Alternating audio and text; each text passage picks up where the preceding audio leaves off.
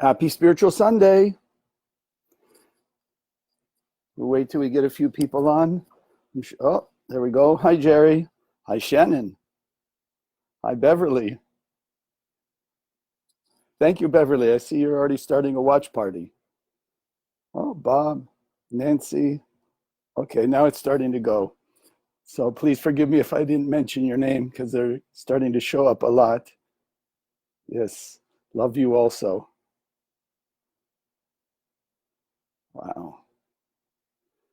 Yes, good morning to you all, or good afternoon or good evening, depending on where you are. Okay.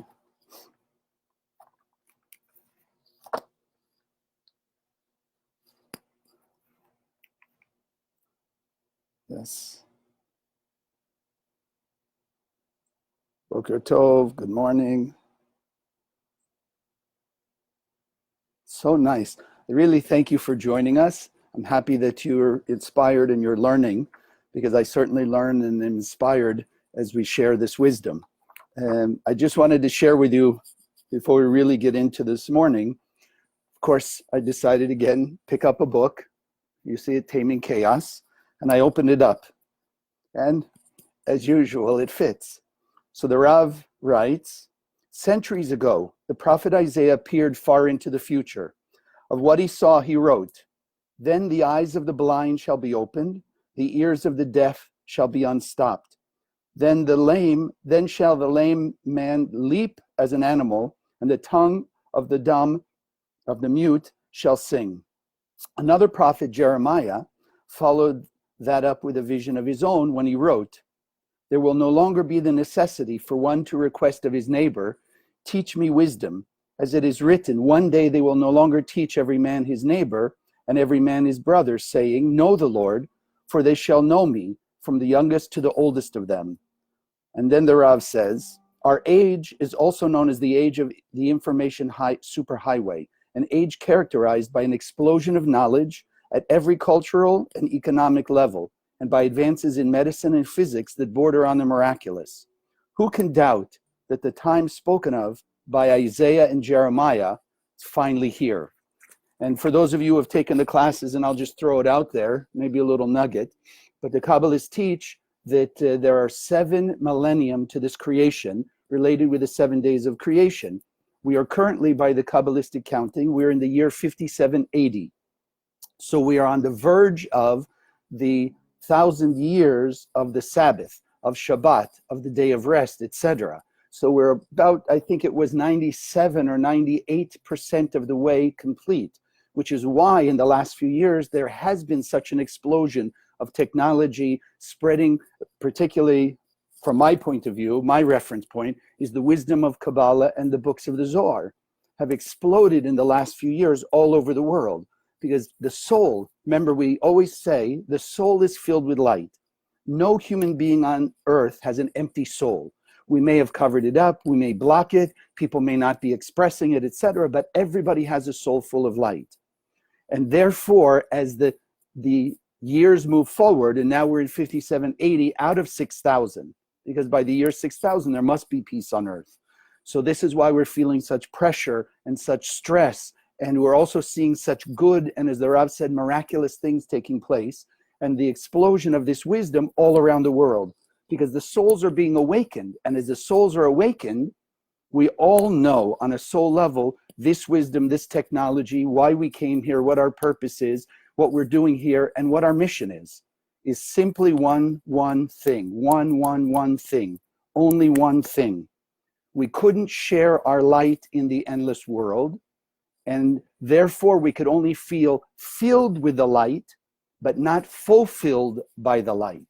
And so we came into this world only to share our light. That's it. There's nothing we could do in this world that we didn't have a sense of fullness 1,000 times more in the upper world than this world. So the only thing we are missing, and therefore the only mission in this world, is simply to share our light. And that's all the Kabbalah Center is teaching us. That's all we're here to do. The essence of every religion is the same. Ultimately, how do you share with others? How do you help other people? How do you go out of your way to extend more of your light, which we're going to speak about also today. So now that we're relatively populated, I'm sure there'll be more people coming on. And please, again, push the watch party button. Just let people have access to it. Those who are ready for this, as you're sharing your watch party, they'll come on. They'll have the inspiration to just check it out and see, and they'll be inspired, and they'll be uplifted, and they'll be motivated, and they'll be able to transform their lives as you and I are. All right. And those who are not ready yet, fine, but we're sending the light out to them. So let's start with our affirmation. Yes. So we can say it all together. Consciousness is everything. I raise my consciousness today to see the miracles and wonders of life. I commit myself to behave with greater love, compassion, and kindness towards all human beings. And again, if you're watching on the side here, you see we have human beings from all over the world, right? Literally all over the world. Okay. So I want to start with a quick joke. So these two cheapskates are walking down the street, and they're kind of arguing with each other. Who's cheaper, who got the better deal, who paid less for this, that, or the other thing, or whatever. And as they're arguing and walking down the street, they look ahead and they see a beggar on the street. So one of them runs quickly up to the beggar, turns around to his friend and looks at him, and he's looking at his friend. He gives the beggar a penny. And then he gives his friend a look like, got you, right? You can't do much more than that. The friend walks by and he looks at the beggar and he says, by the way, that's from both of us. Okay. I hope you're laughing. It's hard to hear, but okay. So what do we want to start with? The Zohar, as we often speak about, the Zohar is the system, the blueprint, the technology of the spiritual universe. And it is universal. That's why all of you from all backgrounds, all countries, nationalities, religions, etc., we can all agree on the technology of the Zohar. We can all relate, we can all learn, we can have access, we can make use of it. The 5 books of Moses is a coded version of that, meaning, as probably every holy book on earth, you have the source, which we'll call the Zohar, which is the soul and the technology of the soul of every human being. And then in this case, you have the 5 books of Moses, which is coded. And you and I are learning through the center how to unlock that code and understand the technology that we can make use of in 2020, under all circumstances, under all situations that are going on individually and collectively. So there's a story in the Bible, I believe it's in the book of Leviticus, that talks about a leper, person getting leprosy. Sa'arat, it's called, right? Leprosy. And I want us to learn a few lessons from this, because most of us, if we look around the world, there's probably very few, if any, lepers today in 2020. So as I've learned in the 33 years I'm in the center, you know, if you look at it just in simple terms, you say, well, what could that story, what impact could it have on me? Because we don't have leprosy, and certainly, thank goodness, none of us have leprosy. So it's just a nice biblical story, and that's that. But the Kabbalists, because we unlock the code from the 5 books by using the wisdom and the technology that's taught us in the Zohar, starts like this. The first thing is to understand that the disease of leprosy, and I have to translate it into today's world, most diseases, right, come about because people speak ill of other people, what's known as lashon hara, evil tongue, evil tongue. So the Zohar is telling us that these people got sa'arat, they got leprosy because they spoke bad about other people, criticized, jealous, envious, just lying about people, whatever you want to say. They used the power of their words to speak badly about others. And therefore, they received the effect. We all know it's cause and effect. They received the effect of this disease, in this case called leprosy. But you and I have to ask ourselves, what form of dis-ease, what form of tension, stress, anxiety, difficulty are we facing now? And therefore, you can tell me, that's all made up, it's mumbo jumbo, I don't want to believe it. Or we can just use it as technology to truly look at ourselves and say, where have I used my words? Where have I used my language to speak badly about people, about things, about what's going on in the world, even about oneself? I'm sure most of us at some point in the day, or at least in a week, have used our words to speak badly even about ourselves. And the final part, I think, and probably in a way the biggest, is how have we spoken badly, consciously or unconsciously, silently or not silently, about the Creator? Because again, we all come with different perceptions in life, from this life, a last life, and somewhere along the line, we see chaos, we feel chaos, and there's a part of us that blames God. Why would God do that to me? How could God let that happen? Something along those lines. We may not think of that as evil speech, but it's a blockage. It's using the words that we have, using the light of our soul that allows us to speak those words or think those thoughts in a negative way that blocks us. It's not about so much we can speak badly about God and God is affected, because you and I have come to learn the light is the light, and you can never put a defect in the light. Never. From our point of view, we can cover up the light. We can close our eyes to the light, but you can't defect the light. So I want each of us just to think about how have we used our words, let's say in the last 3-4 days even. Think back consciously and remember, when you can find it, when you can acknowledge it, when you can confess it even to yourself, that's the beginning of your transformation. That's the beginning of your elevated consciousness, raising one's awareness, and therefore being able to be more powerfully connected to the pure light of your soul and the endless light of the Creator. So we want to think, that's the first lesson. How do we speak badly? Ourselves, others, or the Creator? The second lesson, the leper had to be isolated, whether it was put outside the camp, right? You had the camp of people, everyone like a community, and they were outside, or they were isolated in their own home. Yeah, you're already getting it. I can feel it. What was the purpose? Was it punishment? We could say, well, we were isolating them so, nobody would catch what they got. No, that wasn't what the Kabbalists tell us. The reason that the leper was isolated was so that they would have opportunity to introspect what kind of misdeeds had they done, right? Because sometimes when we're just busy with the day's activities, we don't take that time to think about, like we said in the first one, how do we use our words in a bad way? How did we act in a reactive way? How did we let our impatience just slide out? How did we let some jealousy, some envy, whatever it might be, how did we let it slip out? It just slips out because we mostly walk around, even you and I, okay, let's not say mostly for us, but we walk around a lot unconsciously. And that's why, like our affirmation, consciousness is everything, to wake us up, to wake us up. So the leper was closed off. And look at today, 2020, very powerful year. And what's happened? Because of external circumstances, we've all, and virtually the whole world, to a degree, has been isolated, has been put outside the camp, right? Physically isolated. So then for us, if we look at it Kabbalistically, the whole world is now set on pause. The whole world, people are isolated, even you and I.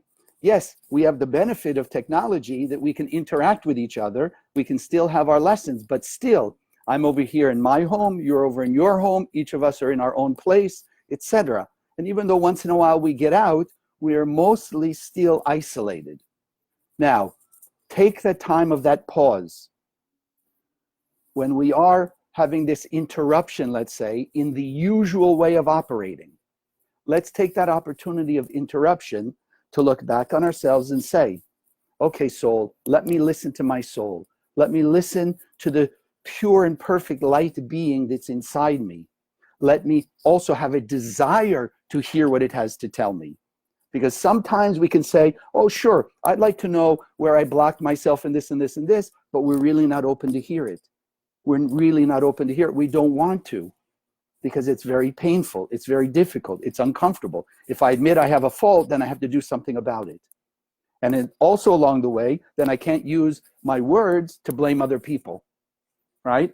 If I accept that it's my actions that put me where I am, then along the way, when I blame this one and that one, spoke bad about this one or that one, whatever it may be, that has to end.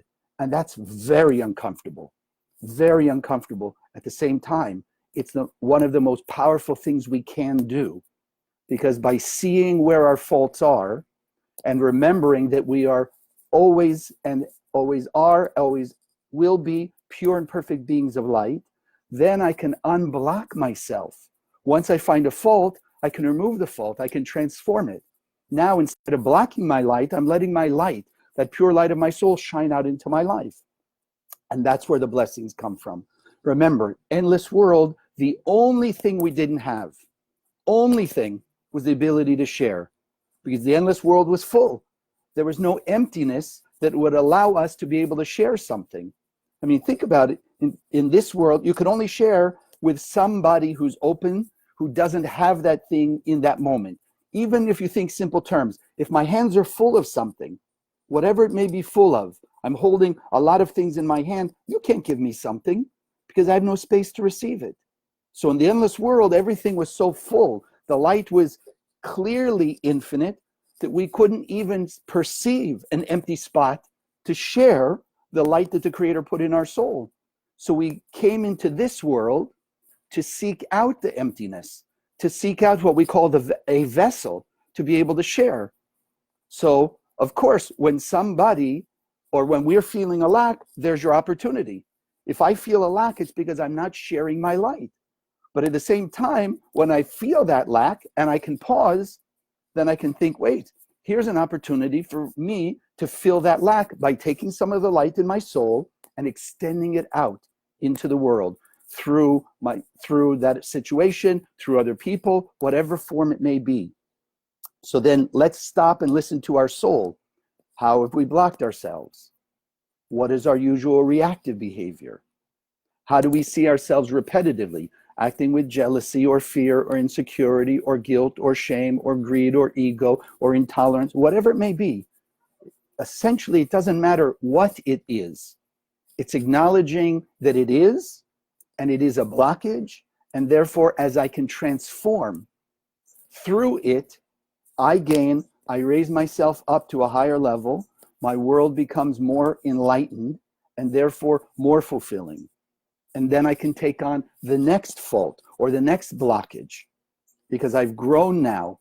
Just like in school, you learn everything there is to learn, let's say in 6th grade, then you can move into 7th grade. You learn everything in 7th grade, you can move on to the next. Right? So as we will break through these faults, these blockages, then we are on the next level. So it's think about, what is it that you've done? What do you do generally? What do you do repetitively? And then also, part of the motivation is to realize it's not serving my best interests. Sure, in the moment it may feel good. In the moment I get temporary fulfillment, instant gratification.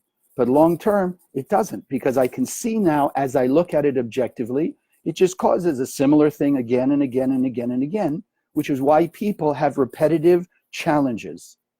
And it doesn't matter the disguise of it, right? A person can move cities. Oh, it doesn't look like the same city. You move from from the East Coast of America to the West Coast. Oh, it looks different.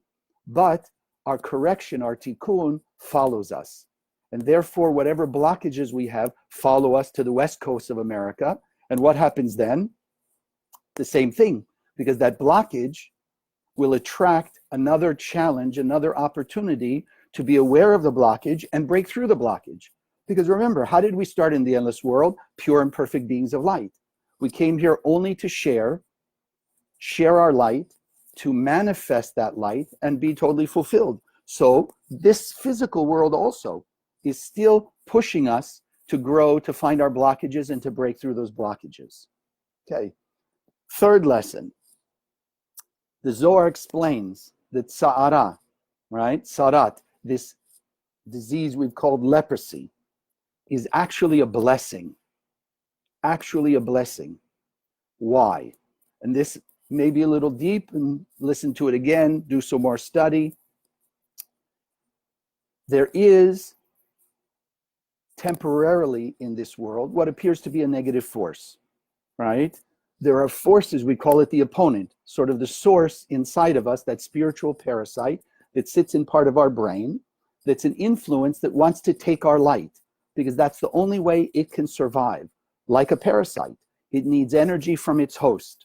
So there are these negative forces that are looking for light that's unprotected, so it can grab onto that light and use it for its own life and its own continuation of negative influence. So then when there is this closing off, sa'arat, right? The Kabbalists say in Aramaic, it's sagiru, it's closed. When there's this closing off of that light, then it's protected from the negativity. Yes, some people are going to say, and I hear some of you already saying, well, but leprosy or whatever disease is a bad thing. Yes, I'm not saying it's a good thing per se. We don't want to. We want to be able to avoid it, but we can only avoid it through transformation. But when those things happen, then it gives us the opportunity to realize there wasn't more negative energy taking on that light. So then, if we realize it's essentially, let's call it holy judgment, right? We did something, let's say the person spoke negative, like the Zohar explained. This person spoke badly, they spoke lashon hara, that evil speech. And therefore the light that was supposed to come to them, to bless them in their business, bless them in health, bless them in a better relationship, was closed off in that shell of the disease. So now, yes, the negative forces have no access to that light, and the person can still, as we're discussing today, can break through that blockage that closed off that shell and reveal the light, but reveal the light for good, for lasting fulfillment, etc. So then, while we're in this situation, look back in the last few weeks that you've been isolated at home, and look now in a different way. Look and see, where were your opportunities, or where are your opportunities to do more transformational sharing? Where can you be more kind? Where can you be more loving? Where could you be more tolerant? Where could you be more kind even to yourself, right? What were the opportunities, or what are the opportunities you have to extract light out of the shell? I was thinking this morning, think of a walnut. Walnut grows on a tree, simple metaphor, analogy. The walnut grows and it has a shell on it, right? Because we really want the meat. We want the meat of the walnut. But let's say there are birds out there, and the birds might also want the meat of that walnut if it just grew exposed. So then nature, or the technology of the universe, puts a shell around that walnut. So if the birds want it, can't get to it. But then you and I can harvest the walnut, we can crack the shell, and we can access the meat, the nourishment that's inside. So too, similarly, right? The light of our pure and perfect self, the light of our 100% blessing, the light of our peace and happiness and joy, etc., right? It's also available, but it's in these shells. It may not be the shell of a disease, but it may be the shell of fear. It may be the shell of bad business. It may be the shell of worry and stress. It may be difficulty in relationships, etc. But it's still a shell. So then the third aspect is, where have we blocked ourselves, and what opportunities is the world showing us, is our life showing us, to take the light from darkness? To take the light from darkness. The fourth one, the fourth lesson. The sick person, the person who had this sa'arat, while they were isolated or while they're outside the camp, as people might pass by, they were required to call out, I'm sick, I'm sick, I'm a leper, whatever. Right? Now, people could say, well, it's their punishment. They want, they did whatever they did badly, so they need to be embarrassed. They need to tell people that they're not good, they did something wrong, etc. That's not the lesson the Kabbalists teach us. The lesson, and the important point for you and I, that is a person called out, they were sick, they were leper, whatever, what, it was to help awaken in the passers-by a higher, greater sense of compassion, a greater sense of care for the other person, so that ideally, as they walked down the street and somebody called out, they were sick, they were in a difficult situation, whatever, would awaken compassion in the passerby to pray for the person, to meditate, etc., to help them heal their situation, to help them overcome their situation. So then essentially what it is, awakening compassion, awakening a sensitivity that I can feel the pain of that person. But most of us, at least initially, when challenges happen and their buttons are pushed, we tend right away, right, to think in a negative way. Judge, anger, impatience, fear, intolerance. We usually don't first go to, right, compassion and kindness, which is okay. We've all done that, right? That's when something challenges us, it's because it's touched that shell. And that shell that we've put around our light, that even we've said it's protective, it's still, from our point of view, it's sensitive, right? So that when something touches it, that's why when somebody says something I don't like, or something happens not the way I wanted it, etc., what do we tend to do? The first feeling is the reactivity, is a negative emotion, fear, uncertainty, judgment, intolerance, guilt, shame, etc. It first comes in the negative. But now we've learned pause, stop, and I want to be able to turn it around. I want to do something different. So let me have compassion and kindness for that person, remembering that what goes around comes around. Remember the law of cause and effect. So as a person puts out into the world judgment, fear, anger, it comes back to them. Anger out, anger back.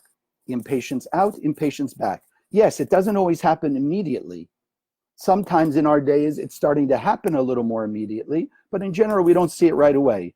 Even if it takes a few days, the person already forgot the action of anger that they did a few days earlier. And then when something that comes back to them from an angry person, an angry situation, and makes them feel angry again, they don't remember, oh, this is just cause and effect.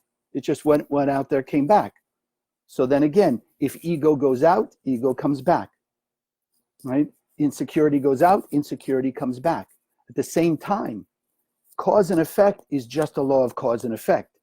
It can make no judgment on what it is that we put out there. So then if we put out tolerance, at some point in the future, tolerance comes back to us. If we put kindness, kindness will come back. We put out forgiveness, then forgiveness will come back. So we always want to keep in mind that it's to our benefit to keep planting those seeds or extending and emanating the light of kindness and compassion and humility and generosity and tolerance and even self-acknowledgement. We are pure and perfect beings of light. We want to keep reminding ourselves, I am a pure and perfect being of light. I am a pure and perfect being of light, because it's so easy to forget. We have those shells being pushed, our buttons being triggered. And so, of course, what do we feel? All the negativity. We feel the anger, the insecurity, the stress, whatever it may be. So it's hard in that moment to remember, wait, I'm a pure and perfect being of light. The Creator created us perfect. Yes, it is hard to remember. It's acknowledged. You and I need to realize, yes, and that's why the more we raise our consciousness, the more we remind ourselves we are pure beings of light. Everything is consciousness, right? Then we can work with this system more readily.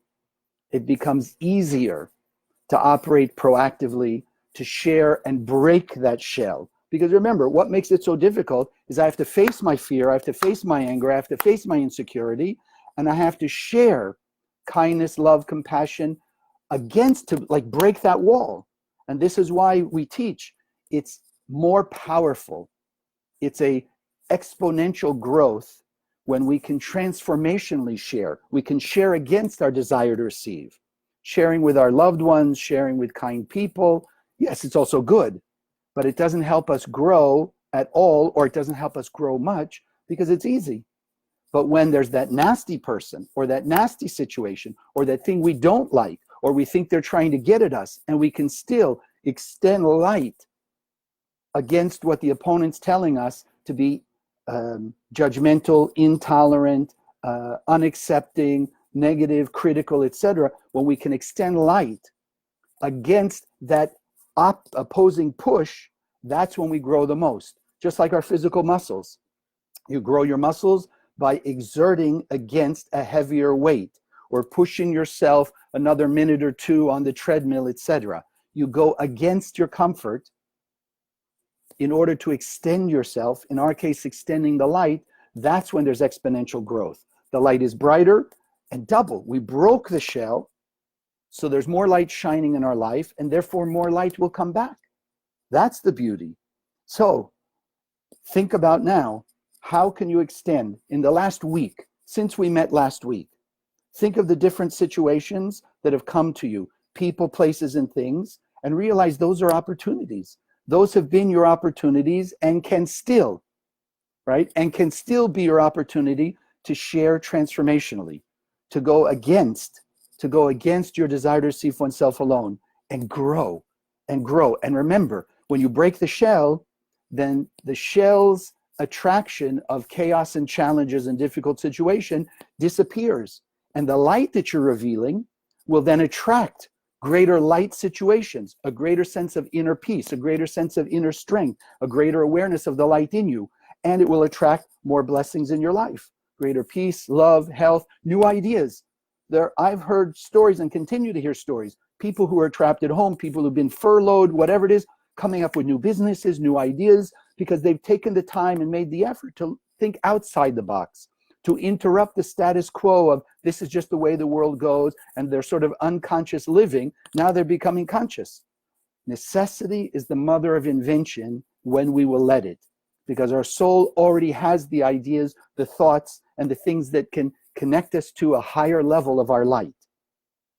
So then think about where the opportunities, and remember, every one of these opportunities allows us two different perspectives. We can have the reactive perspective, like they say, the half empty, or we can have the proactive, seeing the half full. And in our case, we always speak about seeing the completely full. Completely full. So it reminded me of this. I don't know if you can see this. Yeah, let me see here. It's called a stereogram, right? Basically, if you look at it like this, it just looks like whatever. It looks like fabric. It looks like, just a drawing. It doesn't look like much. You can't really see an object in the two dimensions.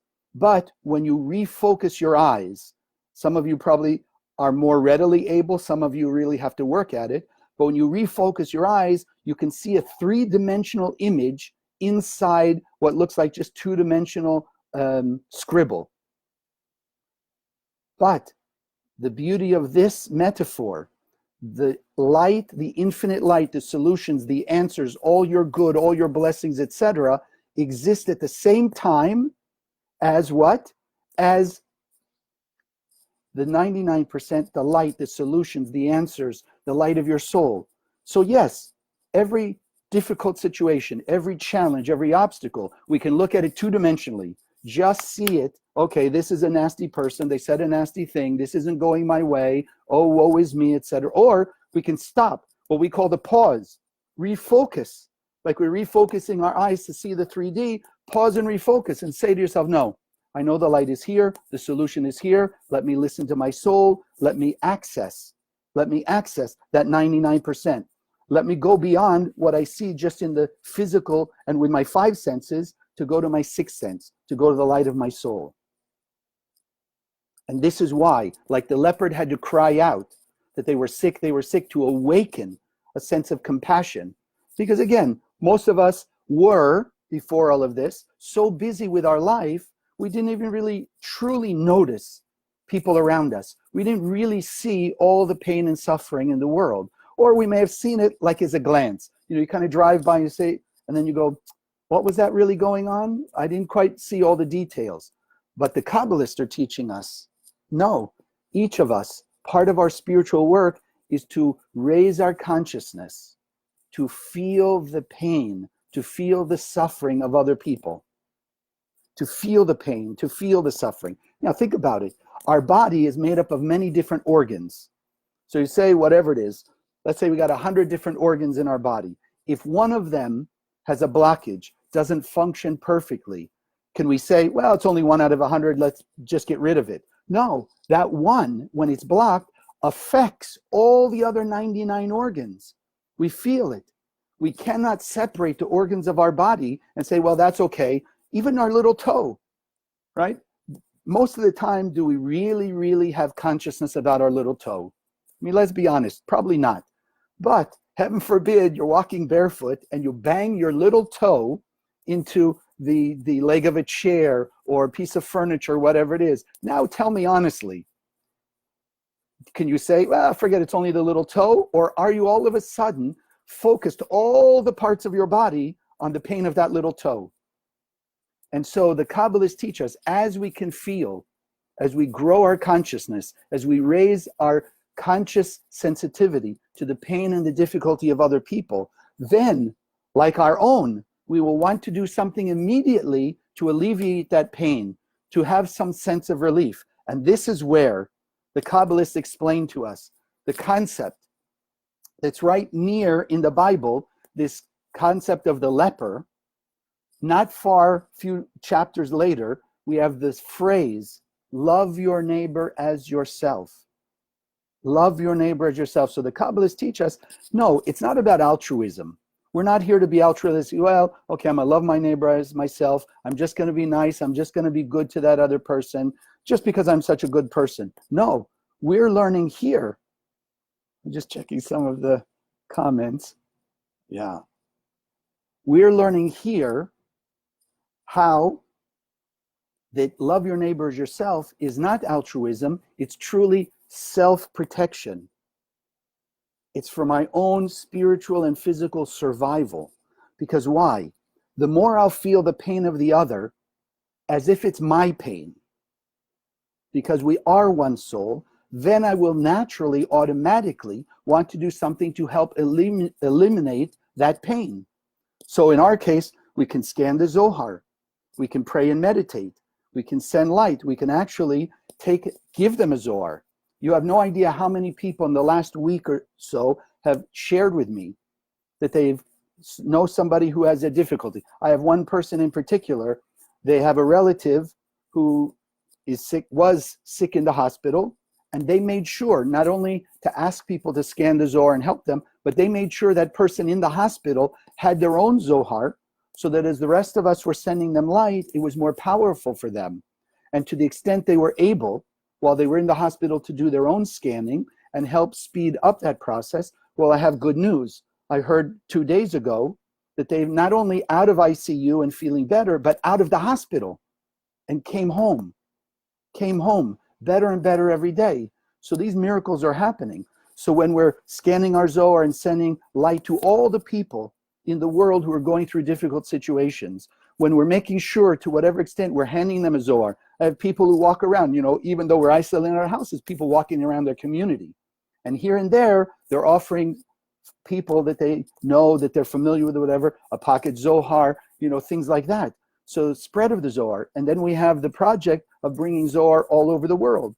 So you can go to Kabbalah.com and you can order a Zohar to send to people. Shortly, you should be hearing about our new project, which is to be able to send for free, but that necessitates your support to be able to send for free. People can order online a Zohar for other people, etc., and pay the shipping costs. But yes, obviously, we need to have those supported and sponsored. But this is a project because we don't want the money to hold it back. Again, like love your neighbors yourself. It's not just a nice thing we do for, I'll send them a Zohar because I'm such a great person. No, if I'm sending them a Zohar, I get protection. Because again, it's cause and effect. If I cause the infinite light of the endless world through the Zohar to go to somebody else, to go to a certain area, to go somewhere in the world, then pieces of that infinite light are coming back to me to protect me, to help me have a spiritual awakening, to help me have more blessings in my life, to help me see new ways to deal with the challenges, the obstacles, the difficulties that I may be going through. So it's always win-win. Those who are extending the light in a brighter way, that brighter light comes back, and at the same time, the people who we're sending it to, and the whole world ultimately receiving brighter light, a faster spiritual awakening. So like I read to you in the beginning, from the prophet Isaiah, from the prophet Jeremiah, there'll be so much light in the world that there'll be no more darkness, that everybody will just go directly to repairing their mistakes, paying back what they did, the person who spoke bad about somebody. When there's no more darkness in the world, no more opponent, then they'll come immediately to realize, oh my goodness, look at the pain I impinged on that person by saying those bad things, and go directly to make up for it, to repair it with the light that's in their soul, awakening more light in the other person. It's always a win-win. So by spreading the Zohar, it's not just a good thing and a nice thing. It's just not like a nice thing the center does, right? We teach Kabbalah and we also spread the books of the Zohar. No, it's essential. If you want a vaccination against darkness, pain, and suffering and chaos, it's the light. And if the Zohar is the most powerful instrument of the light, then the more we're spreading the Zohar, the more infinite light is impinging and reflecting back to us and giving us, like we're talking today, the ability of seeing, where am I blocking myself? Where have I spoken badly, acted badly, thought badly? Where are my blockages? And then giving me the strength to be able to break through those blockages by sharing in order to repair that. And at the same time, think about it. If we are channeling the light, you're doing your scanning and you're sending the energy of greater prosperity to the whole world, greater love, greater protection, then what are you doing for yourself? By channeling the light of greater love, you're ensuring your love.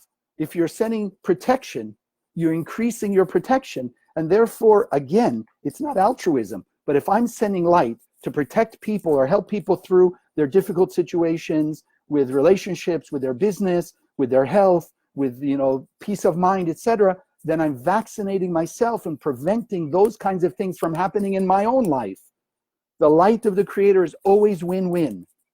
Light and vessel. If in this moment I'm the light sharing this wisdom with you, I need you as vessels.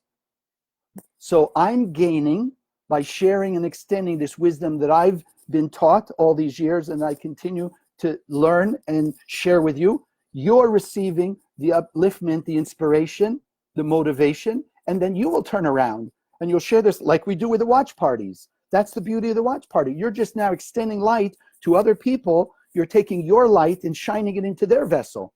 So your light is now more revealed and brighter, and they have an opportunity to receive that light and then become the next sharer. So it's always going around. I share with you, you're receiving, we both win. Now you turn around, you share with somebody else, you're sharing, they're receiving. Then they'll turn and they'll share with somebody else. That's the beauty. The light's system, what the Zohar is teaching, is always win-win. Always win-win.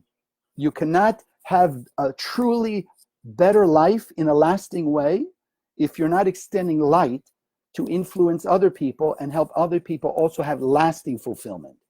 We can get immediately, there is the perception, like we said, there's the perception of darkness in this world, but there's also, but we know the darkness isn't real. It's really the light, is the truth, is the eternal power, and therefore we have to extend light to remove the darkness, even to remove the appearance of. And therefore, in the same way, there can be an appearance of win-lose. We see that all over the world. It looks like this one is taking advantage of that one, and this one's cheating that one, etc., etc. But you and I know spiritually, it's always lose-lose. The one who's cheating loses, the one that they're cheating loses. So the system of the Zohar and the true system of the universe is either win-win by extending the light through the difficult situations to the difficult people, etc., or it's lose-lose by just trying to take from the outside world. That's it. There is no other option. Win-win, lose-lose. So that's why everybody's emphasizing love your neighbors yourself, be kind and compassionate, etc. Why? Because it's to our advantage. What goes out comes back. So if I can put more light out by shining more light through all the darkness, my darkness disappears, it's illuminating other people, and remembering, like the body, you are me, I am you, and we are all one. There's no way that anything can happen to any person on earth that's not somehow affecting every one of us. So then as we go forward, let's remember, presented with a challenge, you're going to be challenged because you have blockages, like all of us. There's going to be a challenge. At that moment that you're feeling triggered, pause. And now you can ask yourself, do I want judgment?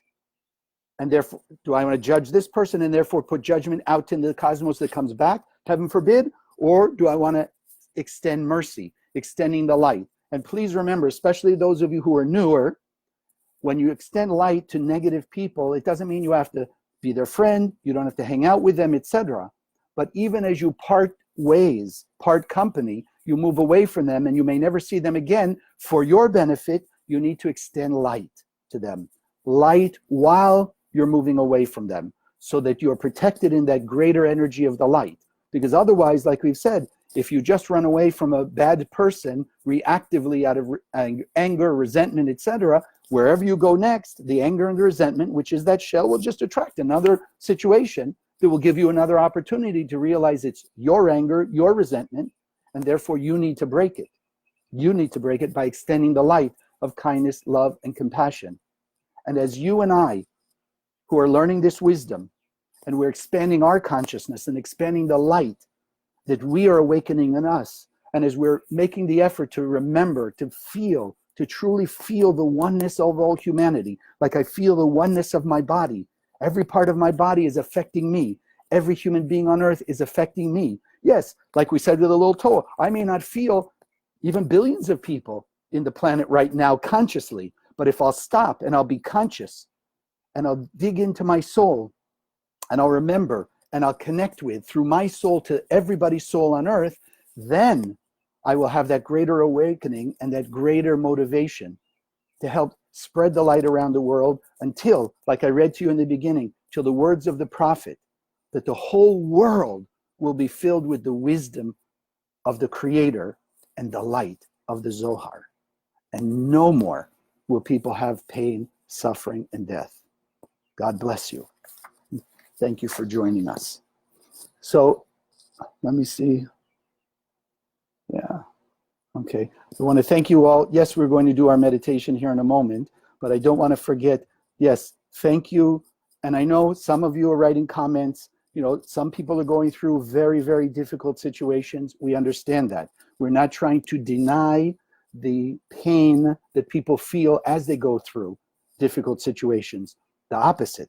You and I, like we spoke about, we want to be able to feel their pain as if it's our own. So not only are we creating a vaccine by sharing light with them, by spreading the Zohar to them to protect us, but we're also helping them to break their shells. Their shells. Yes, there still may be the nasty person who did whatever they did to them, but if they break their shells, then the light they reveal will push them away from the darkness, because like attracts like, opposites repel. That's the only way we can be protected from the darkness, is by shining more light. So, yes, and I see somebody, thank you very much. Somebody posted, if you look on the comments, give the gift of the Zohar. Right? So if you know somebody who's in need, send them a Zohar, spread the Zohar, or just support the spread of the Zohar. That's part of the donations that you give here through Spiritual Sunday goes, yes, to keep Spiritual Sunday going, to keep us able to have these broadcasts, and it helps all the projects of the center. So this is why we always take this time now to do the meditation. Yes, and if you go online, right, I will post shortly the link where you can give the donation through Spiritual Sunday, and I do appreciate it. I bless every one of you who have given, continue to give, and remember, it doesn't matter how much you give. That's between you and the Creator. But if you've gotten something from these messages, if you've gotten some revelation, some support, some new idea, some inspiration, then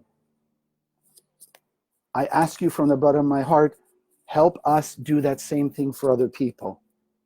Support what we're doing, support the spread of this light and this wisdom, because again, it's always win-win. You cannot help us spread the light of the Zohar and this wisdom of Kabbalah without receiving peace, protection, love, compassion, and prosperity, right? Every religion on earth teaches tithing. As you give tithing, your 10%, it comes back to you tenfold. Yes, in the classes, and you can go online and learn from the prosperity classes. You can learn from the different courses about that in detail. But everybody understands the concept. The Creator says, of all that I give you, meaning we know everything comes from the Creator, give the 10% and I will bless you with riches. It's the one thing the Kabbalists say that the Creator basically says, you can test me on this. It says, we don't want to test other things, but when it comes to tithing, test it. Test it. And some of you have already had the experience. Remind me next week, I might share this story that my son shared with me. Okay, I'll tell you real quickly because it's getting later. My son, when he was about 8 or 9 years old, one of the events in the center, he had an opportunity to give his tithing. And while he was thinking about it, it was only $2, but he was looking for him. $2 were a lot. Should he give it? Shouldn't he give it? This and this. And he remembered what we had spoken about, that by giving that tithing, the Creator will give you 10% or 10 times back, because that's the law, cause and effect. So he finally said, okay, and he gave the $2. He put it in the donation box. Literally a minute later, one of the other students who knew it happened to be his birthday came up to him and said, here, happy birthday, and gave him $20. And he says from that moment forward, he has never disbelieved in the idea of tithing. And to this day, he's still motivated, he's still enthusiastic, and thank goodness he's doing very well, very well. So let's take a moment. I appreciate, again, everything that you give whatever you can. Remember, it's the effort you make. So whatever effort you make, that will come back. So let's take a moment just to think, one, to appreciate the fact it all comes from the Creator. We are just vessels. Everything we have, everything we are, all we're capable of is because the Creator put that light in our soul. And therefore, we are raising our consciousness that with happiness, gratitude, joy, we share from what the Creator has given us. We share it and extending light, spreading the Zohar, spreading the wisdom of Kabbalah through Spiritual Sunday, through the projects of the center, through Kabbalah.com. We're spreading this wisdom, this light, to every one of the 7.5 billion parts of our own soul that are connected inside all humanity.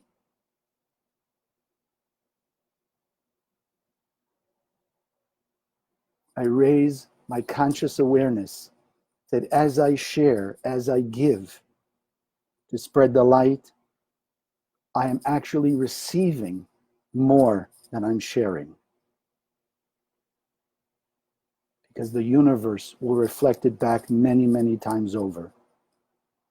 So with love, gratitude, happiness, joy, and the elevated desire to remove pain, suffering, and death from the world, and the greater awareness that the Zohar is the universal tool, our universal connection to the endless light, to bring Zohar to the world and remove the angel of death, all forms of chaos and darkness. And together we say, Amen. So again, I thank you. Those of you who started the watch parties, I thank you. Those of you who did, and those of you who didn't, you can still, in a few minutes, when this goes onto the Facebook page that you're watching now, you can still share the video after the fact. And again, all I'm asking you, just get it out there. Like will attract like. Let the people who are ready to add to this spiritual community, this unity we have all over the world, increase the amount of light, faster and faster towards the critical mass of light that will tilt the balance of power cosmically, and the light will be the majority in the cosmos and remove all the darkness. Have a great afternoon, a great evening. For those of you who are going to sleep now, pleasant dreams. I look forward to seeing you all next week. Have an amazing, amazing, blessed, light-filled week. Thank you for joining us. Lots of light and lots of blessing.